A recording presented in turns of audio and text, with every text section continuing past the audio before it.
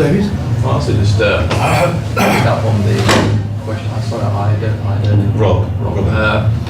And I think that there is no doubt that there are many millions of people that one can identify as parasitic directly on the state in conventional libertarian terms. There are millions of employees. They are paid money that comes ultimately out of money that's taken from taxpayers.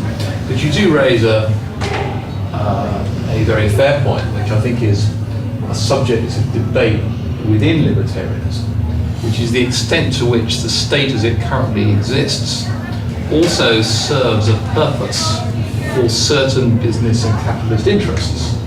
And there's a lot, I mean, it's more a left libertarian perspective, but not necessarily anything worse for that.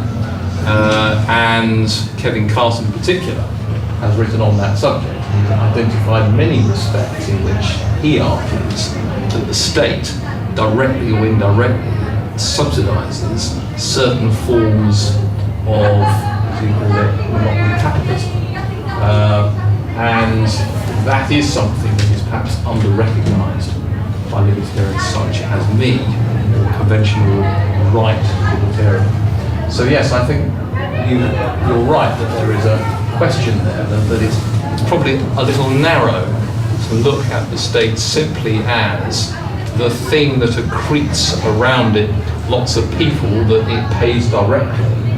They are really what it's all about, with the business and commercial world on the outside not partaking of the state or taking advantage of it. There are quite a number of respects in which one can say that the business world also takes advantage of, and Kevin Carson goes further. He says that actually that's the key link.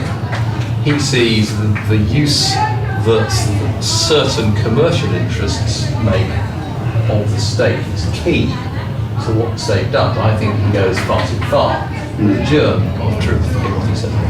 I'm glad you raised this point, David, because I think it's very important to understand that because there is this power that is there, the power to tax, the power to use the police, the power of the judiciary, and so on, you will have everybody competing in order to gain access to this power. Like people competed to get access to the king.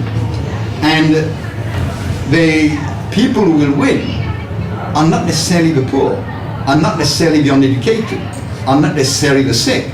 Why would these people win? Of course they won't win. The people who will win are the people who come from the same establishments, the same clubs, the same social class as the ruling class. Because, their children go to the same public schools, they eat in the same restaurants, and so on. So their voice, as big capitalists, will be heard over the voice of the masses, the hoi polloi and so on. I think you can't see, David, but there's a gentleman over there who wants to be behind the pillar. I want to make a point. Oh, sorry. I think the European Union is many, many times much worse than the Soviet Union. And they've done things by trickery and thuggery. And they play the game of snakes and ladders. See, now the time has come to stop them, groups of people from all the countries, to go back to national strategy, to national governments. So they have to be stopped in their tracks. They've gone too powerful. And they're wasting money. They're 10,000 times worse than County Hall. Incidentally, I work for County Hall. It's your opinion. They're going to be stopped. Run by very powerful groups. Thanks, Gavin. Steve? Yeah, I think there is a little bit of what those people over there are saying about the state and capitalists. In other words, capitalists try to get favours from the state. But the state and capital are fundamentally in opposition. Yes. Absolutely fundamentally. And that's seen most clearly in these massive world wars which are launched by the state, which cause immense destruction of capital.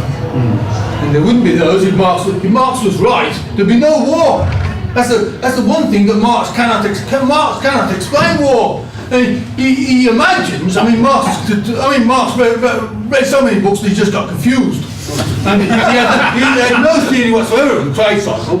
he's having a bash at it, coming back to it, trying to have a bash at it again. But he had no coherent theory of the trade cycle at all, and he had no theory of war at all. And yet Marxism claims to solve two big problems, or three big problems: to war, the trade cycle, alienation, i.e. the fact that we hate our jobs.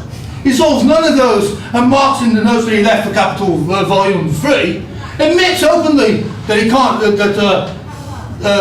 disutility of labour will continue under socialism, and that we'll just have to arrange it so people who do bad jobs will work lower hours. We've got free access to the means of production and distribution. They don't have to work any hours. The whole thing is absolute. Marxism is more stupid than Christianity, and Christianity takes some beating.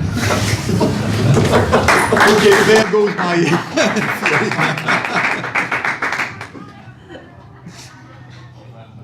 On that note...